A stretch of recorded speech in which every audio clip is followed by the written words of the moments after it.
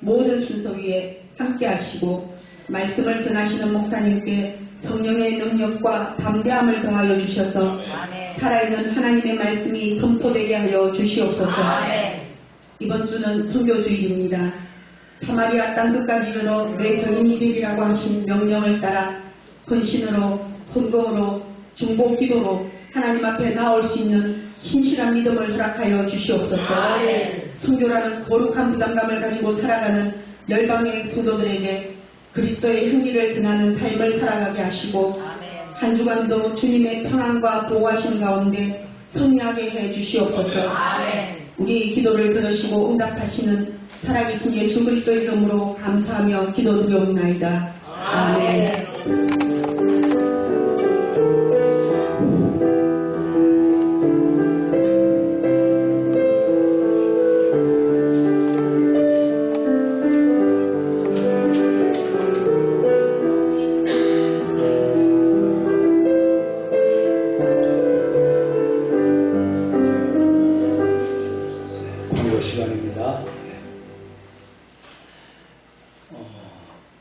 다음 주일은 백주감사 주일입니다. 그래서 전방기를 마치면서 감사하며 또 예배하는 절기입니다.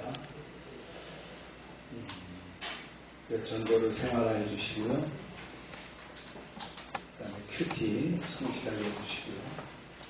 오늘 아침은 국수와 수박입니다. 떡은 있습니다. 지난주에 떡을 빼먹었는데 오늘 이상은 강수경 집사가 떡을 해와서 맛있게 먹기 바랍니다. 좀 맛있는 떡을 해왔어요. 그동안 아마 이제 제주도 훈련 잘 받고 이제 복귀했다고 이렇게 떡을 해온 것 같아요. 영동세무서를 이제 발령을 받았는데 거기 이제 방도 얻었답니다. 공무원들은 이제 그런 임지가 다르면 숙소가 다르면 숙소 하나씩 해주는 모양이에요. 방을 하나 얻었다니까. 상원 집사가 영동에 자주 가기 바랍니다.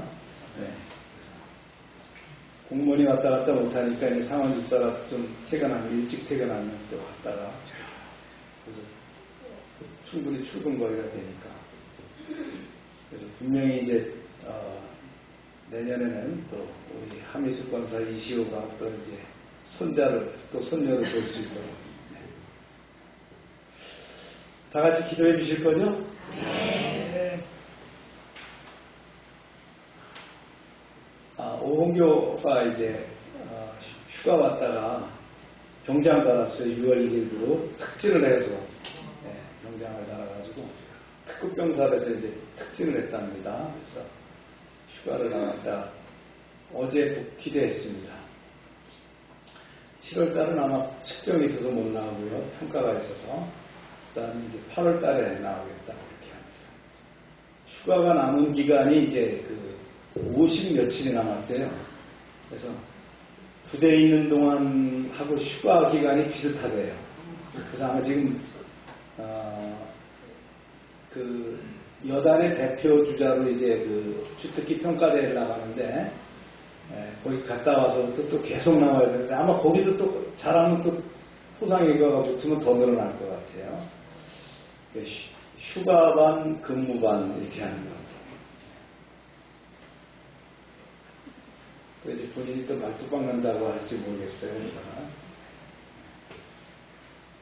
아동센터가 이제 다음 주 30일부터 공사를 진행하거든요. 그래서 30일 날 이사합니다. 그래서 2층에 있는 짐을 전부 빼서 창고에다 놔뒀다가 공사를 다 끝나고 나서 다시 들어오게 됩니다. 7월 9일까지 공사가 진행됩니다. 아이들은 이제 그 기간 동안에 이제 아래층에서 있는데 계속 프로그램을 이제 움직일 거예요. 그래서 영화 관람, 중앙과학관 체험, 그 다음에 클라이밍 체험 이런 프로그램들로 이렇게 진행을 합니다. 공사가 좀 잘 끝나고 아마 담당 교사들이나 복잡할 거예요. 이게 보통 문제가 아니잖아요. 짐을 다 빼갖고 이사해갖고 새로 고치고 또 그 과정에 애들이 또 돌보고 해야 되는데 안전하게 공사가 끝날 수 있도록 기도합니다. 박병선 선교사님 7월 1일 날 복귀하신답니다. 어제 통화했는데 한 300만 원 정도 후원을 이제 받았는데 원래 이제 그 500만 원씩 월드시어에서 지원받던 게 300만 원밖에 안 들어오니까 사역이 이제 위축이 되겠죠. 심란해 하셔갖고 제가 어제 그 오늘 설교문을 제가 목사님한테 보내드려서 좀 힘이 되고 위로가 되게 전했습니다. 그래서 다 보시고 나서 연락이 와서 자기가 참 회복이 되는구나라고 이렇게 말씀을 들었습니다. 하나님께서 하시기 때문에 잘 마무리돼서 사역이 이어지리라 믿습니다. 최기동 선교사님 급식사역과 그룹 운영 잘 감당하고 계시고요. 오늘은 6월 선교주일입니다. 읽겠습니다. 시작. 두려워하지 말라. 내가 너와 함께하리라. 놀라지 말라. 나는 내 하나님이 되리라. 내가 너를 굳세게 하리라. 참으로 너를 도와주리라. 참으로 나의 의로운 손으로 너를 붙들리라. 아멘. 오늘 말씀 읽겠습니다. 시작. 이는 내 속에 거짓이 없는 믿음이 있음을 생각합니다. 이 믿음은 먼저 내 외조모 로이스와 내 어머니 유니게 속에 있더니 내 속에도 있는 줄을 확신하노라. 그러므로 너는 내가 우리 주의 죽어남과 또는 주를 위하여 갇힌 자들 나를 부끄러워하지 말고 오직 하나님의 능력을 따라 복음과 함께 그만을 하라. 아멘. 기도합니다. 하나님, 오늘 말씀 가운데 함께 하실 줄로 믿습니다. 종은 부족하지만 종의 입술을 통해서 주님을 증거하게 하시고 그 증거가 우리 성도들에게 힘과 능력이 되게 하여 주옵소서. 예수님의 이름으로 기도합니다. 사람은 누구나 평안한 길을 원하죠. 그런데 복음의 길은 때때로 고난의 길이 함께합니다. 디모데후서는 순교를 앞둔 사도 바울이 사랑하는 영적 아들 디모데에게 남긴 마지막 편지입니다. 그래서 차갑고 어두운 그 로마 지하 감옥에서 바울은 생애를 돌아보면서 복음을 위해 살아온 삶을 후회하지 않고 오히려 디모데에게 복음을 위해서 담대하게 고난에 참여하라고 권면을 합니다. 이제 디모데 후서에 대한 내용을 쭉 스크린하면서 바울의 생애를 좀 짚어보도록 하겠습니다. 바울이 감옥에서 되냅니다. 오늘따라 디모데가 무척 보고 싶구나. 내 사랑하는 디모데. 차갑고 어두운 지하의 감옥이거든요. 그래서 바울은 디모데를 생각하면서 깊은 상념에 잠겼습니다. 아무리 생각해봐도 이번 투옥이 자신의 마지막 길이 될 것 같다는 생각이 짙게 들었습니다. 그래, 이러고 있을 게 아니라 디모데에게 편지를 써야 되겠다. 어쩌면 내 마지막 편지가 될지도 모르는 이 편지를 통해서 디모데에게 하고 싶은 말을 해야겠다. 바울은 자신을 면해온 누가복음의 저자 누가입니다. 누가에게 펜과 종이를 부탁해서 디모데에게 편지를 쓰기 시작했습니다. 오래전입니다. 연도로 따지면 주 63년 말이었거든요. 그러니까 제1차 로마 감옥에서 풀려나 마케도니아 지역을 여행할 때 에베소 교회를 돌아보고 있는 디모데에게 써보낸 첫 번째 편지, 곧 디모데 전서죠. 이 편지를 쓰고 나서 이제 4년이 지난 이때 이제 다시 바울은 깊은 상념과 함께 디모데에게 편지를 쓰기 시작합니다. 이제 내 사명이 다해서 어쩌면 이 편지가 마지막 편지일 수 있겠구나. 그러면서 편지를 씁니다. 바울은 짐작대로 이 편지가 바울의 마지막 편지가 됐습니다. 그러니까 바울은 그의 나이 32살이 되던 해에 다메섹 도상에서 부활하신 주님을 만나게 됩니다. 그리고는 복음 전도자로 소명을 받게 됩니다.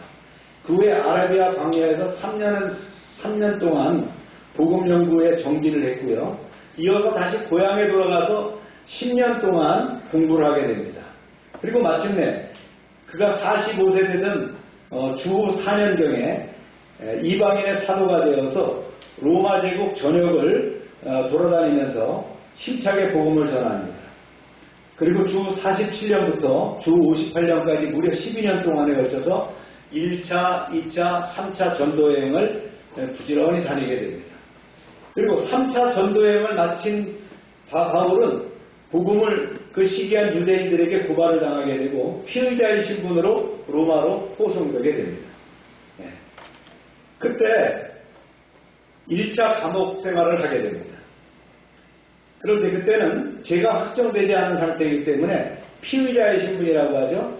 로마 그 황제가 재판하기 전까지 기다리면서 그 당시에는 아마 이런 시스템이었던 것 같아요. 새 집을 얻어가지고 거기서 감금 생활을 하는데 로마 군인이 한 명이 와서 지키고 있는 거예요. 그러니까 비교적 자유롭죠. 면회도 되고 출입도 자유롭고 그런 생활을 하게 돼요. 그리고 로마 감옥에서 이제 석방되게 되는데, 왜냐하면 2년이 지났는데도 유대인들이 그 재판에 불출석했어요. 고소한 유대인들이 불출석함으로 해방이 되게 석방이 되게 됩니다. 그리고는 그 다음에 디모데, 디도, 누가와 함께 마지막 전도여행, 제4차 전도여행을 떠납니다. 이 전도여행 도중에 바울은 크레타 섬을 들리고 그곳을 돌아보게 디도를 거기다 남겨줍니다.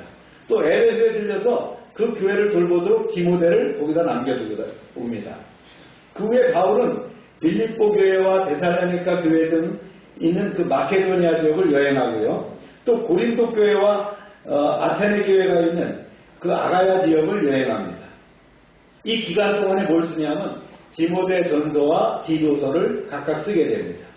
그래서 이제 디모데와 디도에게 보내게 됐죠. 이것이 바로 이른바 성경에서 목회 서신이라고 하는 거예요. 그런데 여기서 이제 또 고소를 당하게 됩니다. 저 사람 바울 아니야? 기독교 1급 지도자야. 체포해야 돼. 이렇게 된 거예요. 그러니까 바울은 마케도니아 아가야 지방에서 4차 전도여행을 한창 하고 있을 무렵에 그때 어떤 문제가 생기게 되냐면 네로 황제에 의해서 로마에 대화재가 발생하게 됩니다. 그래서 그 화재의 근원을 누구라고 더 뒤집어 씌우냐면 기독교인들이 화재를 냈다라고 뒤집어 씌우게 되는 거예요. 그때 이제 1급 지도자로 지목이 돼서 로마 군사들에게 붙잡혀서 로마 감옥에 갇히게 됩니다. 이것이 바로 2차 투옥인데 1차 투옥 때는 그냥 가택연금이었는데 이게 비교할 바가 아닌 거예요. 차갑고 어두운 지하 감옥에서 양발에 족쇄를 채운 채 중재인 상태에서 면회도 참 힘들고 모든 물품이 부족하고 그런 상황 속에서 지내게 됩니다. 바울은 그 10년이 넘는 전도자 생활을 하다 보니까 몸도 약해졌고 그동안 몇 번에 걸쳐 두드려 맞기도 하고 굶기도 하고 쇠약해질 때는 쇠약해진 상태에서 2차 감옥에 들어가게 된 겁니다. 바울은 스스로 이제 자기 수명이 다한 줄로 깨닫게 됩니다. 그래서 옥살이가 이제 3년째 이어지던 어느 날 주후 67년 가을입니다. 바울은 어렵게 말하면 필구 도구를 통해서 이제 사랑하는 믿음의 아들 디모데에게 두 번째 디모데후서를 쓰기 시작합니다.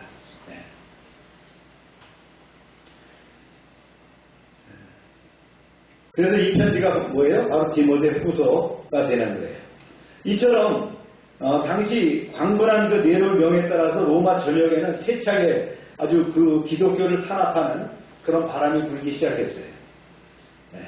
그래서 그 가운데 교회와 성도들이 시련을 겪게 된 것을 위로하기 위해서 편지를 쓰게 됐고, 또한 믿음의 아들 디모데에게 면회를 요청하면서 옥중생활의 요기나 물품을 조달받기 위해서 편지를 쓰게 됩니다. 따라서 이 편지 속에는 바울의 해고담과 디모데에 대한 개인적인 부탁, 그리고 복음 동역자들에 대한 안보와 그런 사적인 성격이 아주 뚜렷하게 드러나 있습니다. 바울은 이제 천천히 패를 들었죠. 마지막 생애를 호흡을 다두면서 자기의 온 마음을 다 넣어서 이제 마치 유언과 같은 그런 편지를 쓰게 됩니다.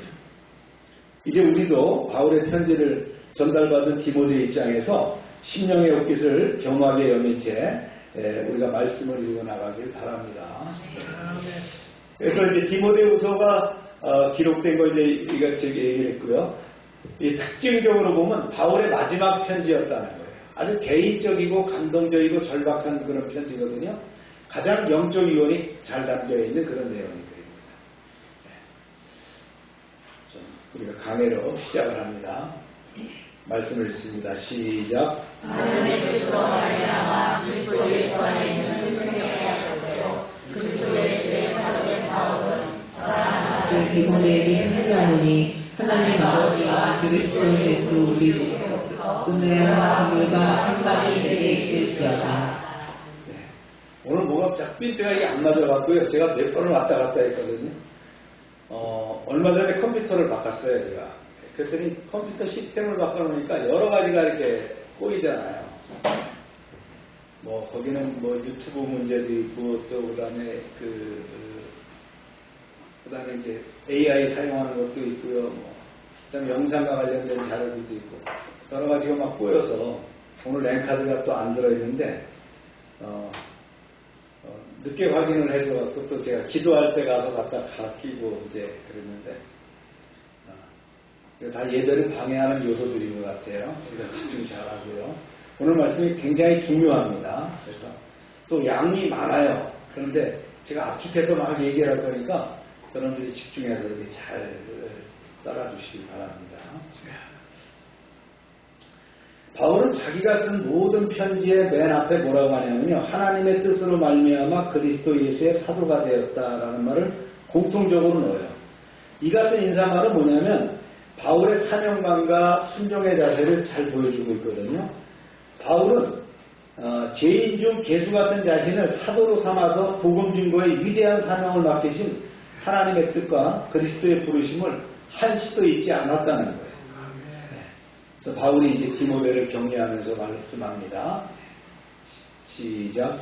내가 밤낮 간구한 가운데 쉬지 않고 너를 생각하여 소멸한 양심으로 성격부터 성겨오는 하나님께 감사하고 내 눈물을 생각하여 너 보기를 원하는 내 기쁨이 가득하게 하려 하니.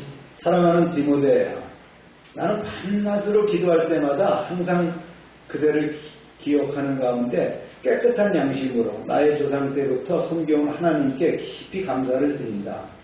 나는 그대가 흘린 눈물을 기억하면서 그대를 다시 만날 날을 손꼽아 간절히 기다린다. 내가 그대를 다시 만나게 되면 진실로 나의 기쁨이 차고 넘칠 것이다. 이런 그 애절한 마음을 가지고 쓰는 거예요. 네, 계속.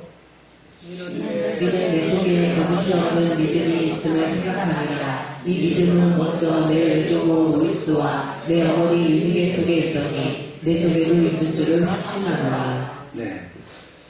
나는 내 안에 있는 거짓 없는 믿음을 똑똑히 기억하고 있다. 이 믿음은 먼저 너의 외할머니 로이스와 어머니 유니게 안에 있더니 너도 그 믿음을 그대로 물려받아서 지금 계속되는 줄로 확신한다. 이렇게 얘기를 했어요. 사랑하는 아들이라고 불렀거든요. 네. 뭐 아들뻘이에요. 이때 나이가 바울이 65세였고요. 디모데가 30대 중반이었으니까 신체적으로 아들과 같은 수준이었죠.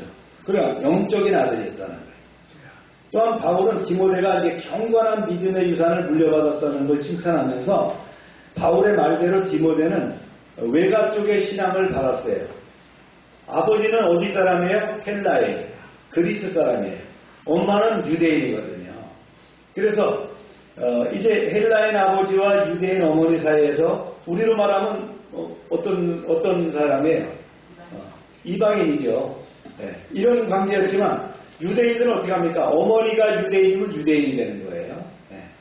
그런 관계성 속에서 컸어요. 그래서 어머니 유니게 할머니 로이스로부터 기독교 신앙을 잘 받고 자랐다는 거예요. 그러니까 어린 시절부터 믿음의 삶을 잘 살아왔다 그런 얘기입니다. 그것이 유산이라는 거예요. 그러면서 이제 계속합니다. 네. 시작. 그러므로 내가 나의 안전으로 내 속에 있는 하나님의 은사를 다시 부를 듯하게 하기 위하여 너로 생각하게 하노니 하나님이 우리에게 주신 것은 두려워하는 마음이 아니요 오직 능력과 사랑과 절제하는 마음이니. 네. 요 마음을 뒤에서 좀 더 우리가 언급을 할 건데요. 디모데의 그 신실한 믿음과 아낌없는 그 헌신과 탁월한 능력을 보았을 때 바울은 교회 장로들과 함께 디모데를 에베소의 교회 목회자로 따로 구별해 세운 후에 그에게 안수했다는 거예요.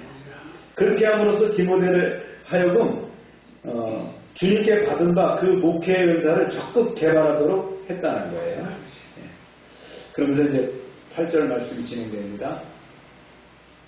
시작. 그러므로 너는 내가 우리를 시원함과 또는 주를 위하여 갇힌 자된 나를 부끄러워하지 말고 오직 하나님의 능력을 따라 복음과 함께 교만을 받아라. 하나님이 우리를 구원하사 거룩하신 소명으로 부르심은 우리의 행위대로 하심이 아니요 오직 자기의 뜻과 영원전부터 그리스도 예수 안에서 우리에게 주신 은혜대로 하심이라. 바울은 자신이 로마 당국에 붙잡혀서 제수 신분이 되었는데 이것이 내가 뭐 죄를 져가지고 다른 뭐 죄를 져갖고 죄인이 된 게 아니라는 거예요. 복음 때문에 갇히게 되었으니까 디모데에게 얘기하는 거예요. 의기소침할 필요 없다. 부끄러워할 필요 없다. 자신처럼 당당하게 복음을 위해서 고난을 받는 일에 적극 동참해라. 이런 얘기를 하는 거예요. 네, 그러면서 10절 진행합니다. 시작. 이제는 우리 구주 그리스도 예수의 나타나심으로 말미암아 나타났으니 그는 사망을 패하시고 복음으로써 생명과 썩지 아니할 것을 드러내신지라. 내가 이 복음을 위하여 선포자와 사도와 교사로 세우심이거니와. 여기서 복음이라는 게 나오죠. 유앙겔리온이라고 하는 이 복음. 영어로 얘기하면 뭐예요? 굿뉴스. 기쁜 소식입니다. 좋은 소식이에요.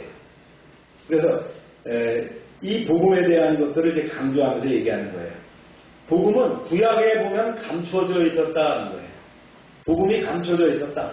그래 하나님의 비밀의 경륜 가운데 감춰져 있다가 예수님이 등장하시면서 복음이 선포되게 되었다. 이런 얘기를 하는 거예요.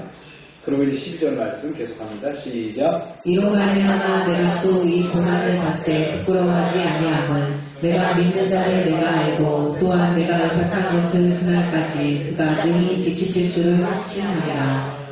그러므로나 바울은 내가 겪는 고난을 조금도 부끄러워하지 않는다. 그것은 내가 믿고 의지하는 분이 어떤 분인지를 내가 잘 알고 있고 또한 내게 맡겨진 것을 그분께서 최후의 그날까지 지켜주실 것이라는 것을 확신하기 때문이다. 13절 말씀입니다. 시작. 너는 그리스도 예수 안에 있는 믿음과 사랑으로서 내게 들은 바 다른 바를 본받아 지키고 우리 안에 거하시는 성령으로 말미암아 내게 부탁한 아름다운 것을 지키라. 네, 여기서 디모데에게 지키라고 하는 것이 뭡니까? 바로 복음이죠. 이 순수한 복음을 지켜라. 그러면서 이제 오네시모로 얘기를 합니다. 또 시작. 아시아에는 모든 사람이 나를 버린 이 일을 내가 아나니 그 중에는 부겔로와 한국인에도 있느니라. 디모데야, 너도 알다시피 아시아 지역의 모든 사람이 다 나를 버렸다. 심지어는 부겔로와 호모게네까지도 그랬다. 아마 이 부겔로와 호모게네 이름이 다 뭐 이렇게 해석은 나오지 않는데 아시아에 있는 교회, 그러니까 터키 쪽에 있는 교회예요. 지금 거기에 있는 교회 에베소 교회입니다. 에베소 교회에 있는 중에서 중직자들인데 자기가 그렇게 사랑을 했는데 내가 감옥에 들어오니까 모른 척 한다는 거예요. 거기에 섭섭한 마음을 전하는 거예요. 바울도 사람이니까 그러겠죠. 그러면서 이제 자기한테 잘해주는 오네시모로 얘기를 합니다. 시작. 원하건대 주께서 오네시모로의 집에 그녀를 베푸시옵소서. 그가 나를 자주 격려해주고 내가 사사에 내인 것을 부끄러워하지 아니하고 로마에 있을 때 나를 부지런히 찾아와 만났으니라. 원하건대 주께서 그로 하여금 그날의 주의 긍휼을 잊게 하여 주옵소서. 또 그가 에베소에서 많이 봉사한 것을 내가 잘 아느니라. 네. 그 중에서 누가요? 오네시모로가 가까이 자주 그 먼 거리 왔다 갔다 하면서 부끄러워하지 않고 자기를 옥바라지를 잘 해줬다 이런 얘기를 합니다. 그렇습니다. 의리 있는 사람이었죠. 이 얘기를 성경에다 담았다 이런 얘기예요. 정리해 보면요, 그렇습니다. 하나님의 뜻으로 받은 그 사명과 생명의 약속을 언급했어요. 바울은 자신이 자신이 사도된 것이 뭐라고요? 하나님의 뜻임을 고백하면서 죽음을 앞둔 순간에도 생명의 약속을 바라봅니다. 성도의 정체성은 뭐예요? 환경이 아니라 주님의 부르심에 있다. 우리는 환경이 어떻든 간에 주님이 나를 부르셔서 나를 어떻게 했어요? 구원하셨고 영원한 천국으로 인도하셨다는 거예요. 할렐루야. 그러면서 믿음의 유산과 받은 은사를 불붙이라고 얘기합니다. 디모데는 로이스 어머니죠. 유니게 할머니 로이스와 유니게에게 거짓없는 그 믿음이 이어받았다는 거예요. 그러면서 바울은 두려워하지 말고 하나님께 주신 은사를 다시 일으켜서 능력과 사랑과 절제의 영으로 살아가라고 얘기합니다. 뭐를요? 능력과 사랑과 절제의 영으로 살아가라고 권면하는 거예요. 세 번째는 복음을 부끄러워하지 말고 고난을 동참하라고 얘기합니다. 복음은 영원한 생명을 주시는 하나님의 구원 계획입니다.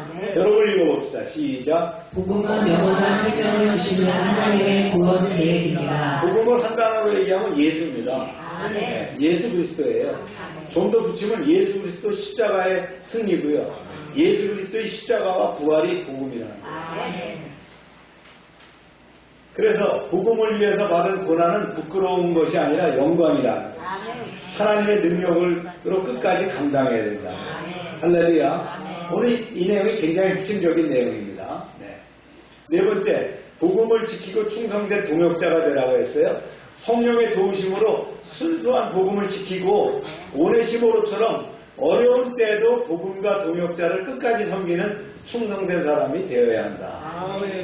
아멘입니까? 그래서 오늘 중요한 얘기 좀 할게요.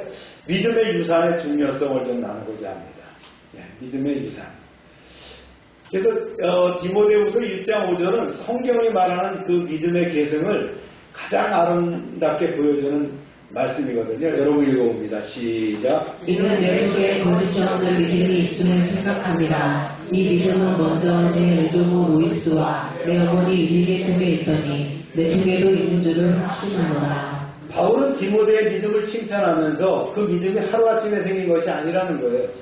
세대를 이어서 전해진 믿음의 유산이라는 거예요. 예수 믿고 구원받는 것도요, 당대에는 좀 어려워요. 얼마나 어려운지 몰라요. 저희도 우리 아버님이 이제 예수 믿고 예수를 믿으라는 유언을 남기고 하나님 나라 가셨는데, 우리 가족이 예수 믿고 구원받을 때의 그 갈등과 마찰은 제가 어렸을 때를 돌아보면 너무나 심각했어요. 하여튼 사단이 말이죠, 우리 집을 막 들었다 놨다 뒤집었다 엎었다 하는 거예요. 제가 4대 독자거든요. 그러니까 아들 낳으려고 옛날에 얼마나 많이 기록했어요. 우리 어머니, 우리 할머니가 얼마나 그랬겠어요. 그런 가정에서 제가 태어났어요. 저는 늘 수양 엄마, 수양 아버지가 있었어요. 왜냐하면 저를 보호하기 위해서 그 수양을 맺어줬어요.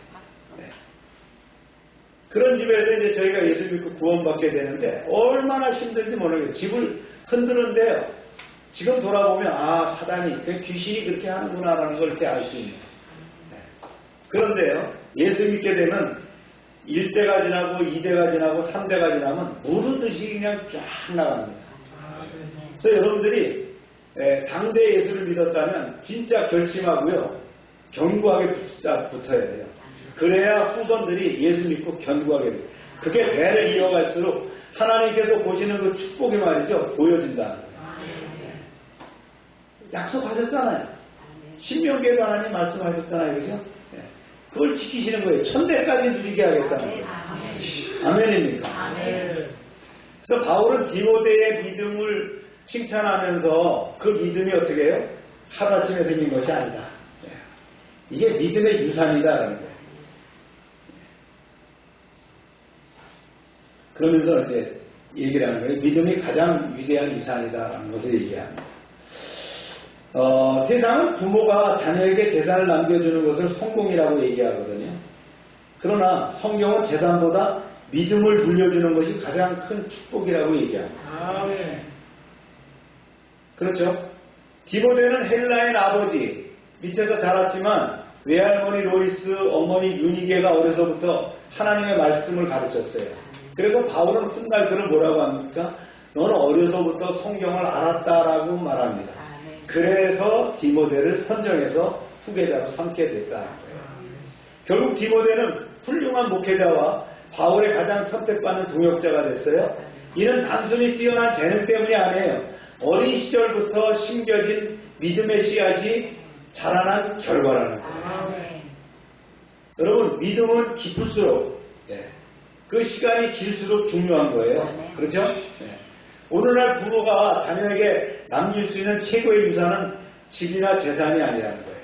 하나님을 경외하는 믿음이라는 거예요. 할렐루야. 두 번째, 믿음의 유산은 삶으로 전해지는 거예요. 바울은 거짓 없는 믿음이라 이렇게 얘기했거든요. 이 거짓이 없다는 말은 뭐예요? 위선이 없다는 거예요. 가식이 없다는 거예요. 그래서 로이스와 유니게는 단순히 성경만 가르친 게 아니에요. 삶으로 믿음을 보여줬어요. 야, 너 교회 나가야 돼. 너 예배에 빠져. 막 이게 강조할 게 아니에요. 뭘로 보여줘야 돼요? 삶으로 부모가 보여줘야 돼요. 막 교회 나가야 된다고 막 그러면서 너 말씀 읽어봐. 너 기도 생활해. 그러면서 엄마 아빠는 안 하면 어떻게 하겠어요? 엄마 아빠는 안 주면 말이죠. 남의 험담을 하고. 그러면 아이가 들으면서 아, 그렇게 하는 것이 맞는 거구나. 이렇게. 여러분 중에 이제 집에서요, 우리 목사님은 어때? 이렇게 불평하면 그 아이가 교회 와서 목사님을 어떻게 볼까요? 제가 은혜의 기관이 되어야 되는데 제 요구를 하거나 저에 대한 컴플레인을 하게 되면 아이들이 담임 목사를 어떻게 볼까요? 그 다음부터 그 아이가 말씀이 들어올까요? 안 들어올까요? 그럼 아이들 베리는 겁니다. 그래서 굉장히 조심해야 돼요. 학교 잘 다니는 애한테 내가 너희 선생님 보니까 어떤 것 같아? 그러면 그 애가 학교 가서 그 선생님 어떻게 쳐다보겠어요? 자기 선생님을 찐따로 보는데 걔가 뭘 배우겠어요? 그래서 진짜 중요한 것이 뭐예요? 삶으로 보여준다는 거예요. 믿음의 유산은 삶으로 보여주는 거예요. 우리의 DNA는 유전될 수 있지만 유산을 남기는 것은 뭐예요? 삶으로 보여줘야 된다는 거예요.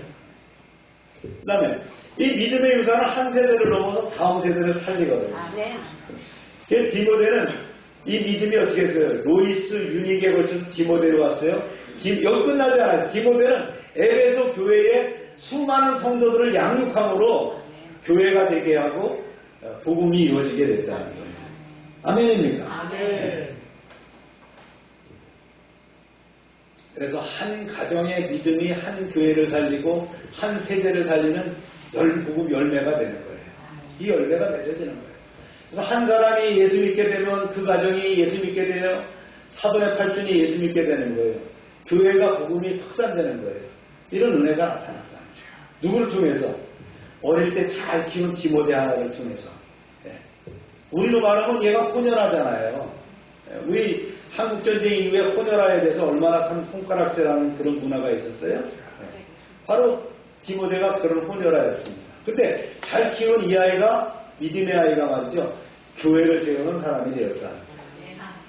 성경 속에도 그래요. 믿음의 유산을 대표적인 사람들이 아브라함, 이삭, 야곱 있잖아요. 아브라함에게 언약을 주셨어요. 그 언약이 이삭에게 다시 야곱에게 이어졌어요. 그래서 뭐라 그래요? 나는 아브라함의 하나님이요, 이삭의 하나님이요, 야곱의 하나님이다. 믿음은 한 세대에서 끝나지 않습니다. 하나님의 언약은 가정을 통해서 이어진다는 거예요. 요괴 모세의 어머니입니다. 갈대 상자를 만들어서 아들을 나일강에 띄웠는데 애굽의 공주가 건져가가지고요 유모를 구했는데 쫓아가서 유모가 됐단 말이에요. 자기 아이 전 먹이면서 돈 받은 사람은 요괴의 처음이에요. 그런데 맨날 기도하면서 키웠겠죠. 하나님 이 아이를 구해주세요. 이 아이가 하나님의 아이가 되게 해주시고 지도자가 되게 해주세요. 나중에 이 모세가 장성해서 왕자의 신분보다 하나님의 백성이 되길 원했다는 거예요. 히브리 11장 25절에 보면 잠시 제약의 낙을 누리는 것보다 하나님의 백성과 함께 고난받기를 원했다. 이게 모세입니다. 그래서 어머니의 신앙교육이 애굽의 화려한 교육보다 강했다는 거예요. 할렐루야. 우리 한나를 기억합니다. 사무엘의 엄마입니다. 아이를 달라고 기도했어요. 예, 세컨드 군인나로부터 그렇게 다시 딸림을 받으면서도 고통을 받았어요. 그런데 약속대로 이제 아이가 돌을 지나고 나서 보내죠. 성전으로 보내게 됩니다. 사무엘은 이스라엘의 최고의 선지자가 됩니다. 한 어머니의 기도가 이스라엘의 역사를 바꾸는 일을 만들었다. 다윗 솔로몬 우리가 알지 않습니까? 다윗은 솔로몬에게 성전보다 하나님을 경외하라고 가르칩니다. 너는 내 하나님 아버지를 알고 온전한 마음으로 섬겨라. 신앙교육은 건축보다 우선된다. 오늘 본 로이스, 유니게, 디모데 이 믿음의 세대입니다. 오늘날 우리에게 교훈을 주죠. 오늘날 부모들은 자녀를 위해서 좋은 학교, 좋은 직장, 많은 재산을 준비합니다. 그러나 성경은 이렇게 얘기합니다. 하나님을 사랑하는 믿음도 함께 물려주고 있는가? 이걸 묻는 거예요. 아이들이 공부해라, 좋은 직장 가져야 된다, 내가 재산을 물려줄게, 이게 중요한 것 같지만 더 중요한 건 믿음의 유산이다. 그래서 세상은 재산을 상속하지만 교회는 믿음을 계승합니다. 그래서 재산은 한 세대에서 끝날 수 있지만 믿음은 세대를 넘어서 영원한 생명으로 이어가죠. 오늘 우리 가정이 로이스와 유니게의 가정처럼 된다면 하나님께서는 또 다른 디모데를 일으켜 세우실 줄로 믿습니다. 그래서 이제 오늘 말씀을 이제 핵심 메시지로 바꿔서 보면 이렇습니다. 여러분 읽어볼까요? 시작. 믿음은 믿어지지 않지만 믿음의 확연은 구심됩니다. 로이스와 유니게는 디모데에게 믿음을 강요한 것이 아니라 하나님을 사랑하는 삶을 보여주었습니다. 그 삶이 디모데 안에 거짓 없는 믿음이라는 열매를 맺었습니다. 또 다른 그 권면을 또 있어요. 부모가 자녀에게 남길 수 있는 최고의 유산은 재산이 아니라 믿음이라는 거예요. 믿음의 유산은 한 사람을 변화시키고 한 가정을 살리고 한 시대의 교회를 세우는 하나님의 가장 귀한 선물이다. 우리는 후손들에게 무엇을 남기려고 하는가? 제가 오늘 아침에 이제 썬데이스쿨 교재를 선택한 게 교육에 관련된 얘기였어요. 그래서 아이들을 가르치려고 다 뽑았다가 엄마 아버지한테도 하나씩 줘야 되겠다 그래서 한 장씩 더 뽑아놨어요. 제가 시간 되면 한번 드릴게요. 이런 얘기예요. 요즘 고등학교 다니다 자퇴하는 경우가 많대요. 왜 자퇴해요? 학교 내신 성적이 안 나오는 거야. 심지어는 이렇다는 거예요.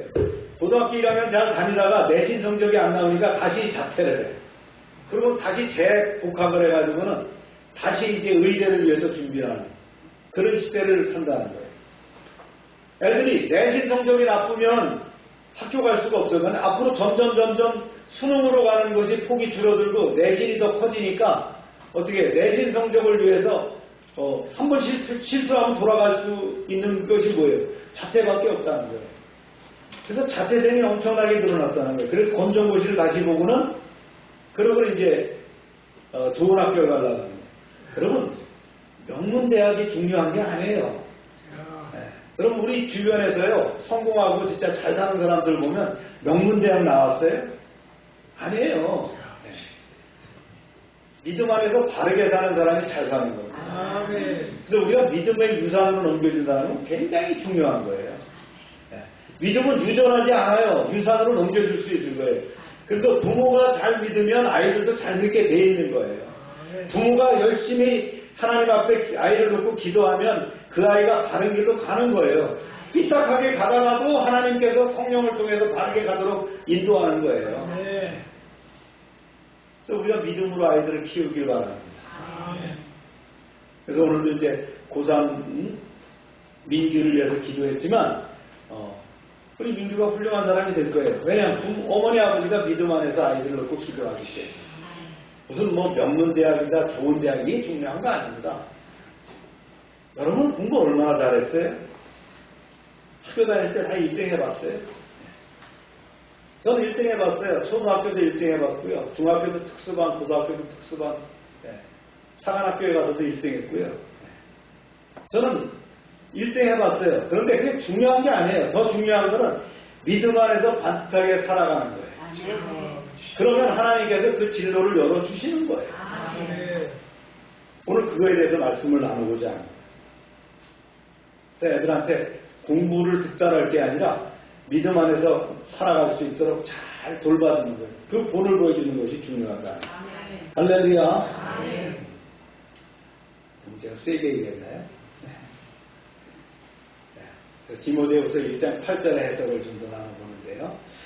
디모데후서 1장 8절은 디모데후서를 관통하는 핵심 주제거든요. 바울은 순교를 앞두고 마지막 편지에서 디모데에게 복음을 부끄러워하지 말고 복음을 위해서 고난을 받는 삶을 두려워하지 말라고 권면합니다. 읽어볼까요? 시작. 그러므로 너는 우리 주를 기원함과 또는 주를 위하여 갇힌 자들의 날을 부끄러워하지 말고 오직 하나님의 능력을 따라 복음과 함께 고난을 받아라. 제가 또 1등한 거예요. 제가 미국의 미드웨스턴 세미나리에서 박사과정에서 1등했어요. 저도 몰랐어요. 1등한지. 졸업식에 참석했는데 졸업식이 다 끝나고 나서 우리 학교는 꼭 그래요. 졸업식이 다 끝나고 나서 뭔가 얘기를 하는데 내 이름이 들리는 것 같아요. 영어로. 그래 보니까 막 박수 치는 거예요. 제가 닥터럴 어워드를 받았어요. 세계적인 사람들이 다 모인 그 가운데서 박사학위 중에서 제가 박사학위 1등을 했어요. 박수 한번 치세요.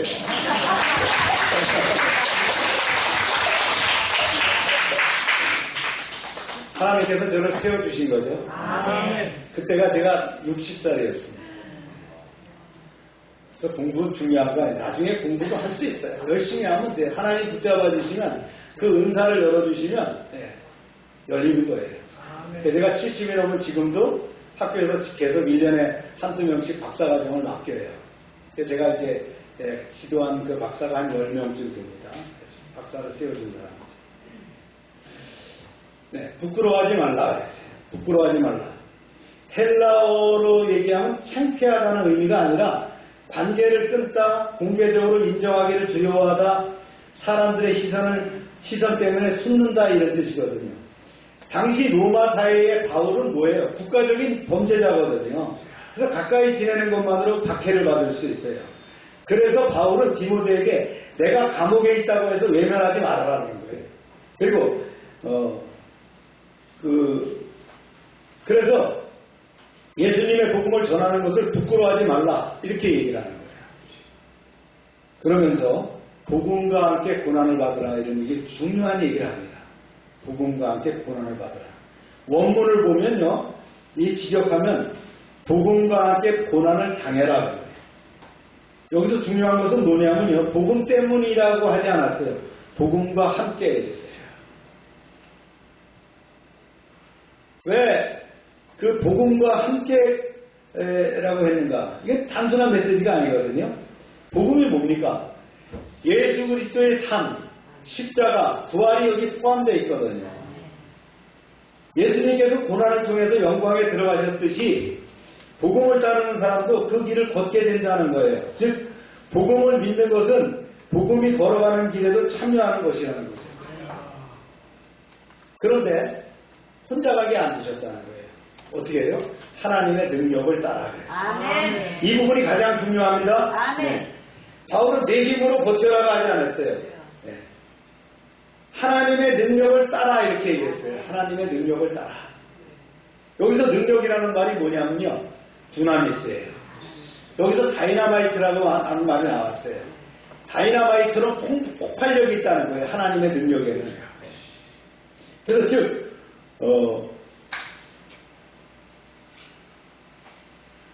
복음을 위해서 고난을 받는 성도가 고난을 받게 되게 되면 어떻게 된다고요? 하나님께서 능력으로 그것을 헤쳐나갈 수 있도록 길을 주신다. 아멘. 그래서 감당치 못할 시험 당함을 허락치 아니하신다 그랬죠? 피할 길을 주신다 그랬어요. 아멘. 이게 주님께서는 이렇게 길을 예비하셨다는 거예요. 우리에게 뭘 주셨다고요? 다이나마이트와 같은 능력을 주시는 거예요. 고난을 그냥 당해서 네가 한번 견뎌봐. 예. 거기서 네가 이기든 지든 해야 돼. 이렇게 그게 아니라는 거예요. 주님께서 함께 고난을 당할 때에 뭐예요? 능력도 주신다. 바울은 이걸 왜 강조했냐면요. 하나님이 우리에게 주신 것은 두려워하는 마음이 아니라 했어요. 뭐라고요? 능력과 사랑과 절제하는 마음이다. 그렇습니다. 1장 8절은 1장 7절의 결론이에요. 하나님께서는 능력을 주셨으니 그 복음을 위해서 담대하게 살아가는 것이죠. 여러분 확신해야 됩니다. 네.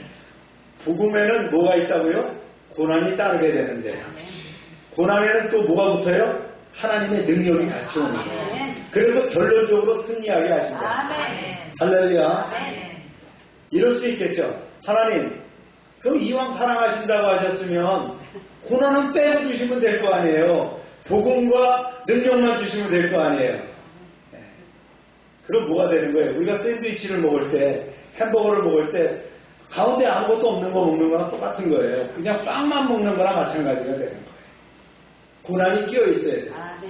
늘 하나님께서는 축복을 주실 때 뭘로 싸서 준다고요? 네. 고난을 아래 싸갖고 주시는 거예요.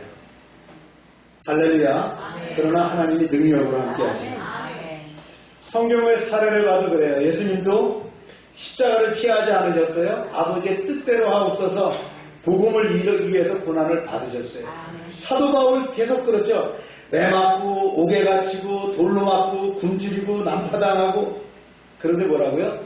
내가 복음을 부끄러워하지 아니한다. 그다음 베드로와 사도들 12사도들 어떻게 했습니까? 사도행전 5장에 보면 채찍을 맞은 다음에 그랬어요. 그 이름을 위하여 능력을 받는 일에 합당한 자를 여기심을 기뻐하였다 그랬어요.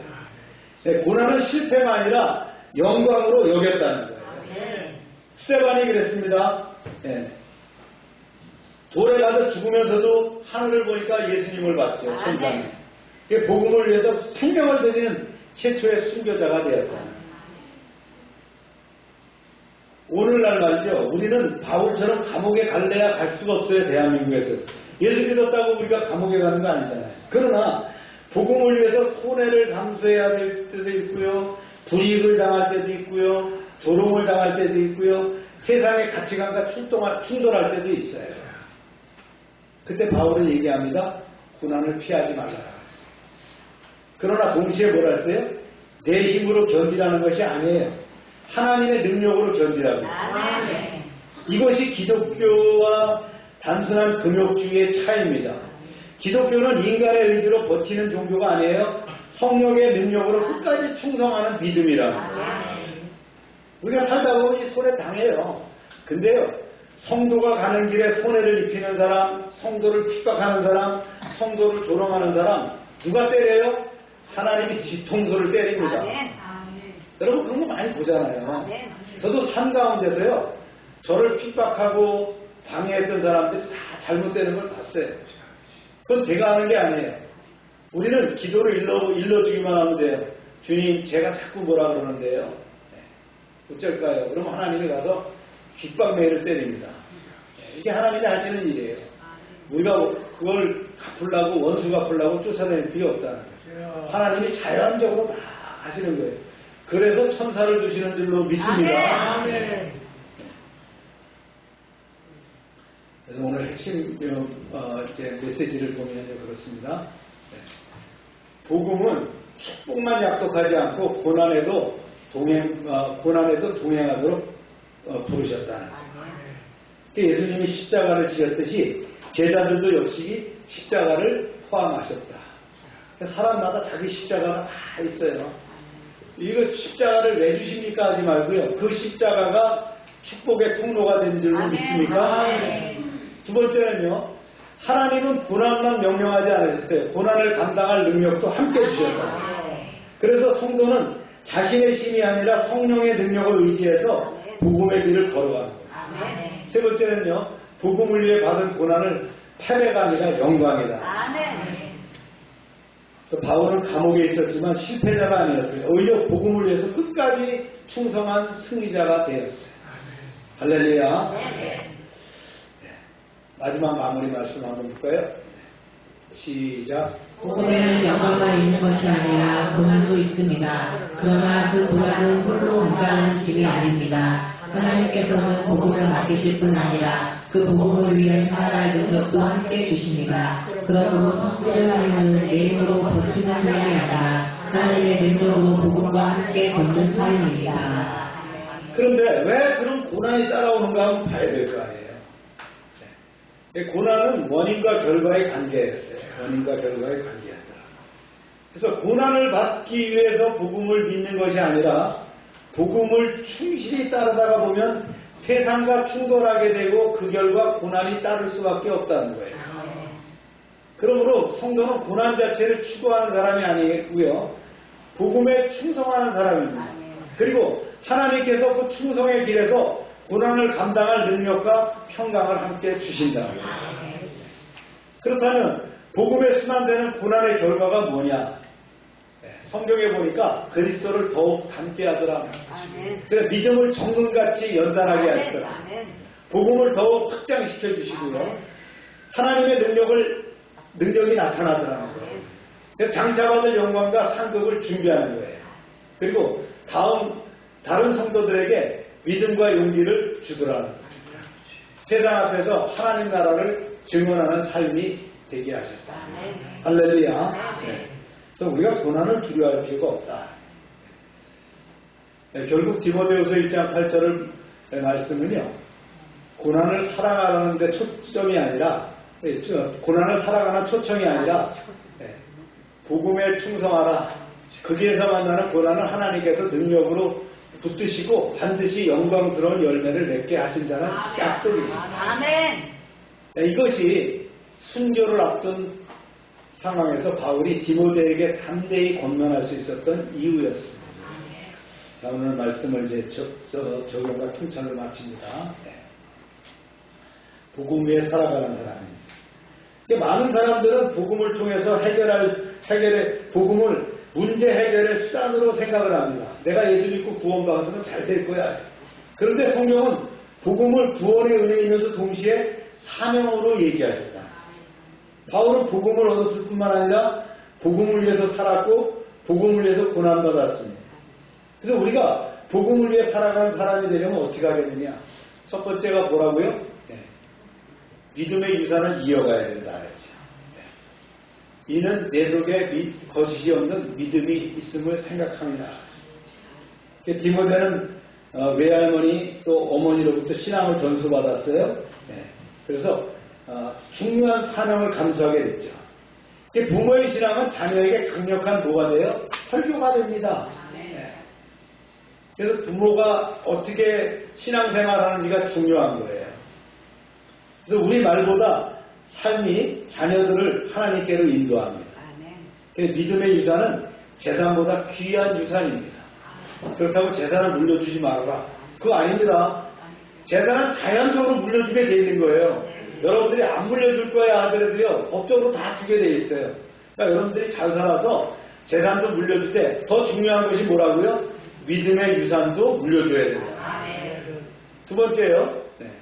하나님이 주신 은사를 다시 불붙듯이 붙여야 된다는 거예요. 네.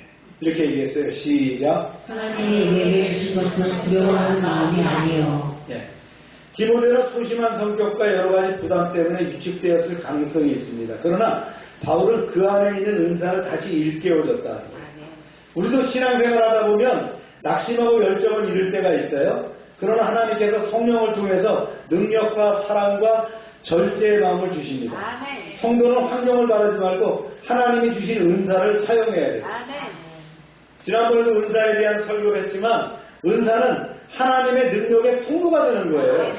나에게 은사를 주셨다는 것은 내가 그 길로 성공할 수 있도록 하는 축복의 통로가 된다는 거예요. 세 번째는요. 복음을 위해서 고난받는 것을 부끄러워하지 말아라. 그러면서 뭐라고 얘기했어요? 고난과 함께 고난을 받아. 복음은 편안함만을 약속하지 않습니다. 복음은 때로 오해와 손해와 희생을 요구합니다. 그러나 바울은 감옥에서도 복음을 부끄러워하지 않았다. 세상은 성공을 자랑합니다. 그러나 성경은 어떻게 해요? 충성을 자랑하거든요. 복음을 위해서 흘린 눈물, 그 희생은 하나님 나라에서 결코 헛되지 않을 줄로 믿습니다. 근데 네 번째, 복음을 지키는 사람이 되어야 된다. 그래서 어떻게 지키냐? 아름답게 지켜라. 오늘날 교회는 다양한 사상과 가치관의 도전을 받습니다. 그러나 교회가 지켜야 할 소중한 보화가 뭐예요? 십자가 복음이라. 복음이 흐려지면 교회 방향성을 잃어요. 우리는 사랑의 성령의 도우심으로 순수한 복음을 다음 세대에 어떻게 됩니까? 전수해야 돼요. 유산으로 남겨야 돼요. 할렐루야. 그다음 마지막으로 오네시모로 같은 동역자가 되어야 되겠죠?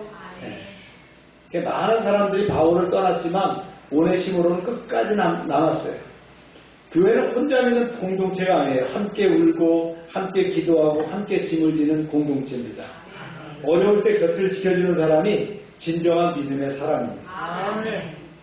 여러분 어려워 보면 알아요. 누가 나를 도와줬는지. 다 사람이 떠나도 우리는 어려운 사람과 함께하는 그런 성도가 되기를 축원합니다. 결론적으로 복음은 우리의 생명이며 우리의 사명이라는 거죠. 그래서 디모데후서 1장은 죽음을 앞둔 그 바울의 아주 유언적인 신앙 고백입니다. 그는 복음을 위해 살았고 복음을 위해 고난받았고 복음을 위해 죽을 준비가 되어 있었어요. 그리고 이제 디모데에게 동일한 길을 걸으라고 권면하고 있습니다. 오늘 우리도 두려움이 아니라 능력과 사랑과 절제의 영으로 살아가야 될 줄로 믿습니다. 그래서 믿음의 유산을 이어가고 받은 은혜를 불붙이면서 또 받은 은사를 불붙이면서 복음을 부끄러워하지 않고 끝까지 복음을 지키면서 오네시모로와 같은 의리를 지키는 그런 충성된 동역자가 되기를 축원합니다. 그때 하나님께서는 우리에게 맡기신 복음을 통해서 이 시대의 영광 가운데 이끌어 가실 줄로 믿습니다. 기도합시다.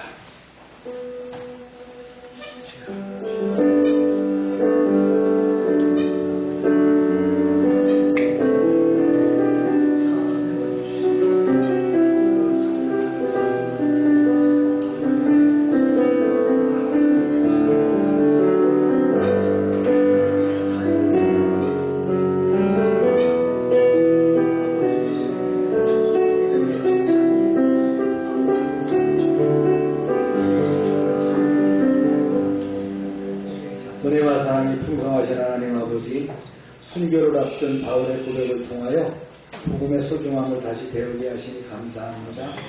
세상의 평안함과 성공을 쫓기보다는 복음을 위해 살고 복음을 위해 헌신하는 성도들이 되게 하옵소서. 우리에게 두려움의 영이 아니라 능력과 사랑과 절제의 영을 주신 하나님, 낙심한 심령을 새롭게 하시고 식어진 믿음을 다시 불붙여 주옵소서. 하나님께서 맡기신 사명과 은사를 충성되게 감당하게 하시고 어떠한 상황에서도 복음을 부끄러워하지 않는 담대한 믿음을 허락하여 주옵소서.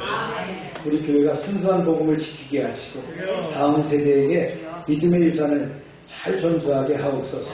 또한 오네시모로와 같이 어려움 가운데 있는 성도들을 위해서 격려하는 사랑의 공동체가 되게 하옵소서. 고난 중에도 우리를 붙드시고 끝까지 지키실 주님을 신뢰하며 마지막 날까지 충성된 복음의 증인으로 살게 하옵소서. 예수님의 이름으로 기도합니다. 다 같이 일어나셔서 445장 1장 3장 들고 축도를 마칩니다.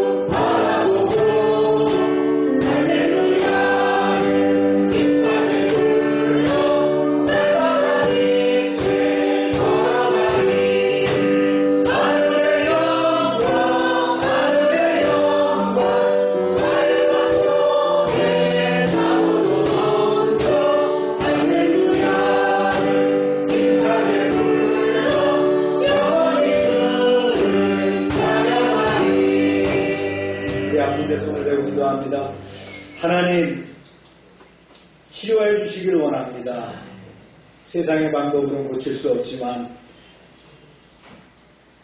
하나님의 능력이 함께 하실 때 온전하게 치료될 줄로 믿습니다. 성령의 기름 부어주시고 피 묻은 손으로 붙잡아 주옵소서. 예수 이름으로 명령한다. 모든 질병은 떠나가고 깨끗하게 될지어다. 병의 근원은 마르고 회복될지어다. 어렵고 추한 것들은 예수 이름으로 명령한다. 다 떠나가라. 떠나가고 온좋게 될 줄로 확신합니다. 주님, 이 시간 저희들에게 주신 것을 구별해 하나님께 드릴 때에 그 손길 위에 30배, 60배, 100배로 채워 주옵소서. 황총을 금하여 주시고 과실이 기한전에 떨어지지 않게 하시고 주님의 보호가 눈동자처럼 드러나게 하여 주옵소서. 이제는 우리 주 예수 그리스도의 은혜와 하나님 아버지의 크신 사랑과 성령의 교통하심이 이제로부터 영원토록 함께 하시기를 축원하옵나이다. 아멘.